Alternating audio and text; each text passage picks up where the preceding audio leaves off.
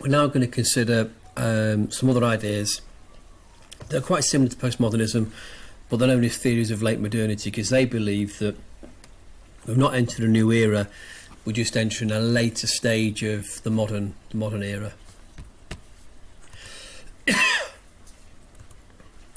The key players here are Anthony Giddens and Ulrich Beck. You'd have come across their names at various points in the course, in the family, and I think we saw Beck as well join Crime and Deviance. The basics, basically rapid change is taking place at the present, but it's not the dawn of a new age, it's a continuation of modernity. And some key features of modernity basically have become intensified. So these are not new things, they are acceleration of and extensions of things that are part of modernity. And some ideas from modernist theories are still pretty relevant, and the Enlightenment is still valid. There is still the opportunity to understand, explain and improve the world. So Giddens talks about disembedding and reflexivity. This image here from the Matrix about disembedding occurring on the internet because geography is completely relevant online. What we're aware of is the fact, and according to Giddens, is that rapid social change is occurring on a global scale, and this is because of disembedding and reflexivity. Disembedding is the lifting out of contexts, so lifting things out of their context. For example, if you take an Italian restaurant, a pizza restaurant, which you may find in Little Italy in New York, you can find versions of, or the diner experience, such as Frankie and Benny's in your hometown. These are no longer in the locations and contexts from which they essentially were part of. These are now global brands, part of our global existence. We no longer need to rely upon face-to-face or have face-to-face contact in order to interact with people.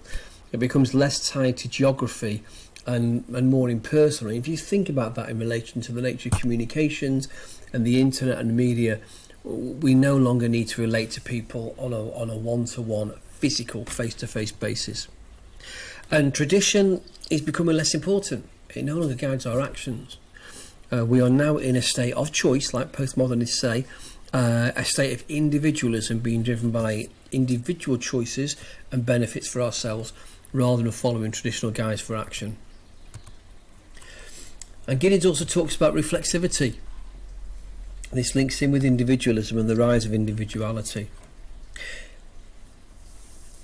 For me, I find this very similar to the work that was done by Mead and others, that symbolic interactionists, about how we reflect upon others and change our behaviour. In fact, going back to Weber with a bit of sort of Verstehen. But anyway, this is where we constantly monitor and modify our actions.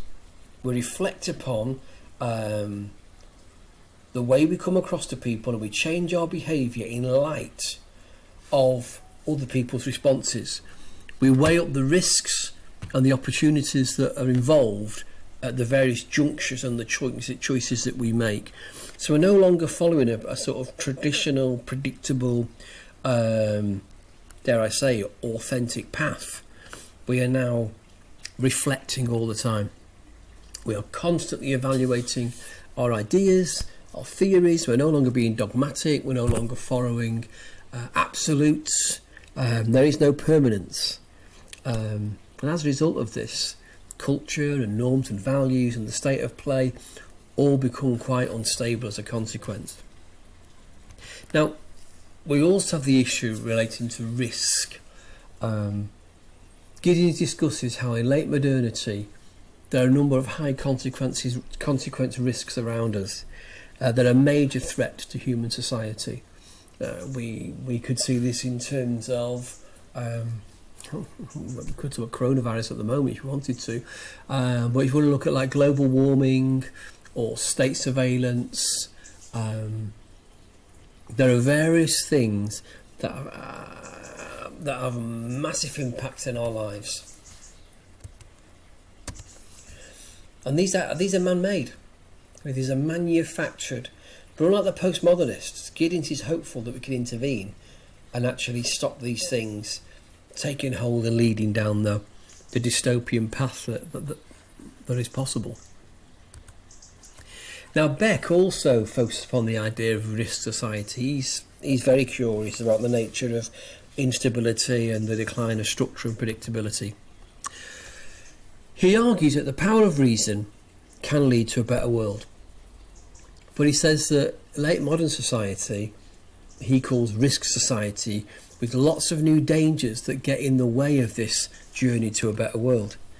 So in the past, dangers were due to society's inability to control nature. There were things that happened around us that we couldn't control and were not the result of us, they were just part of the natural world. But today we've got manufactured risks and problems that are being created by human activities, be it global warming, for example. We are surrounded by the consequences of our choices and our actions.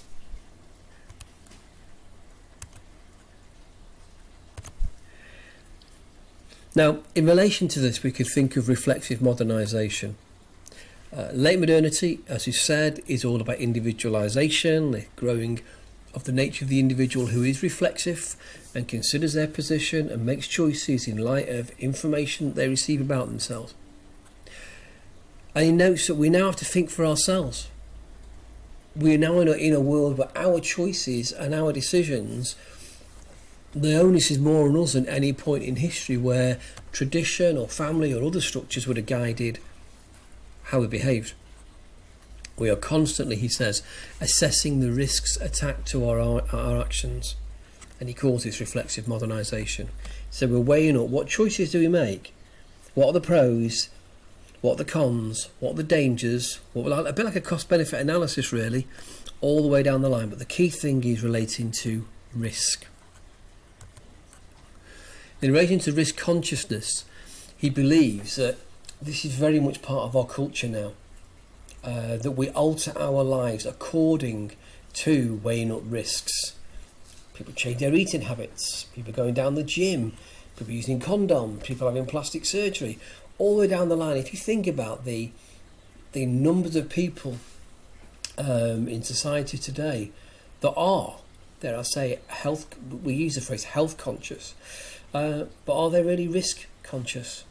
Are they fearful of the negative consequences that will result if they don't go down those paths? And that doesn't take us anywhere towards look at the social pressure on people to adopt these lifestyles. And a great deal of knowledge of our risk comes through the mass media, which can give a distorted view of the dangers we face, such as moral panics and the exaggeration of the dangers in our lives.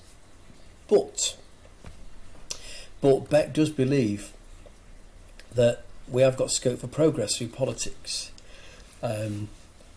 He's sceptical about science delivering the answers, but he does believe that rational thought can lead to a better world. And if you think about movements like Extinction Rebellion and other new political movements that can push for change and make us more mindful of risks and dangers and necessary changes that can come from that. So, very briefly, an evaluation of late modernity.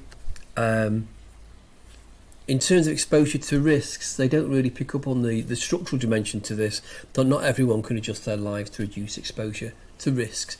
Poor people are more subject to certain types of risks in terms of where they live and their opportunities for avoidance. And if you think about healthier lifestyle options, going down the gym, etc., these things are not cheap.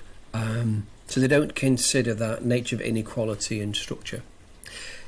What about capitalism and risk? Rustin has argued that capitalism and the pursuit of profit may well be a massive source of risk today, not technology on its own, but the way that capitalism functions. And finally, these new political movements, they are fairly limited. They are generally quite fragmented. They might find themselves under a rainbow alliance, but they will never challenge capitalism effectively because they are a divided mass. And maybe, taking a Marxist perspective, we need to think about sort of uniting those forces together to have a focused attack on the enemy to bring about change.